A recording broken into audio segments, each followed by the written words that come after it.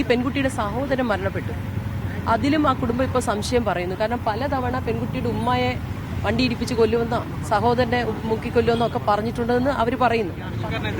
കൂടുതൽ പരാതികൾ വരുന്നത് മാത്രമല്ല, നേരത്തെ അവർ ജോലി ചെയ്തിരുന്ന സ്ഥലത്ത് പെൺകുട്ടിയുടെ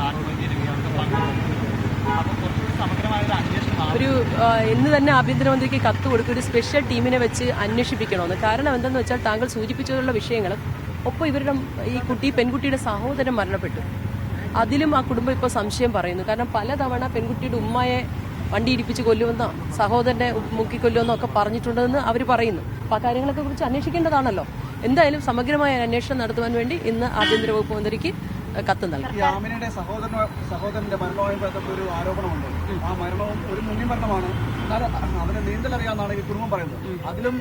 സത്യം, അതിലും സംശയമുണ്ട് ഉണ്ടോന്നാണ് ആ കുടുംബം ഇപ്പോൾ സംശയിക്കുന്നത്. കുടുംബത്തിന്റെ സംശയം ദൂരീകരിക്കേണ്ടത് വളരെ ആവശ്യമാണ്. നന്നായി പഠിക്കുന്ന ഒരു കുഞ്ഞായിരുന്നു, നന്നായി പഠിക്കുന്ന ഒരു കുട്ടിയായിരുന്നു. അവന് ആ മുങ്ങിമരണമെന്നൊക്കെ പറയുമ്പോൾ കുടുംബം സംശയം പറയുമ്പോൾ തീർച്ചയായും അത് അന്വേഷിപ്പിച്ചേ മതിയാകും. ഇതെല്ലാം കൂടി ചേർത്ത് വെച്ചുകൊണ്ട് ഇന്ന് ആഭ്യന്തര വകുപ്പ് മന്ത്രിക്ക് കത്ത് നൽകും. തിരിച്ചുകൊണ്ട് സർക്കാരിന് സാധ്യമായ എല്ലാ സഹായങ്ങളും ബന്ധപ്പെട്ട മുഖ്യമന്ത്രി അടക്കം ബന്ധപ്പെട്ട വകുപ്പ് മന്ത്രിമാരെ ആലോചിച്ച് ചെയ്യും.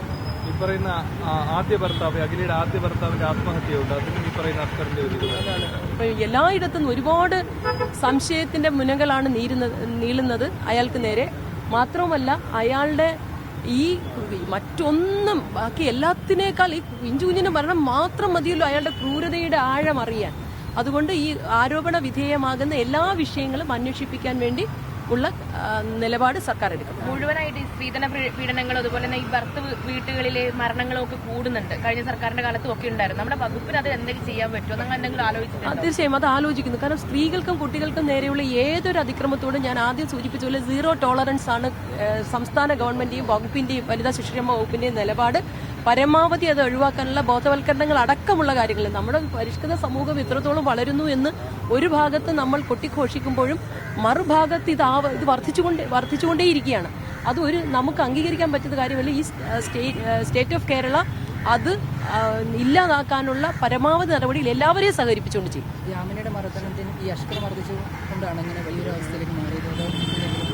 അല്ല, ഒരുപാട് ക്രൂരമായ മർദ്ദനങ്ങൾക്ക് ആ പെൺകുട്ടി ഇരയായിട്ടുണ്ട്. അതിനിടയ്ക്ക് ഡോക്ടറുമായി ഞാൻ സംസാരിച്ചു. അത് കുട്ടിക്ക് ഒരു ട്യൂമർ വന്നു, സെറിബെല്ലത്തിൽ ഒരു ട്യൂമർ വന്ന ഒരു വിഷയം കൂടി ഉണ്ടായിരുന്നു.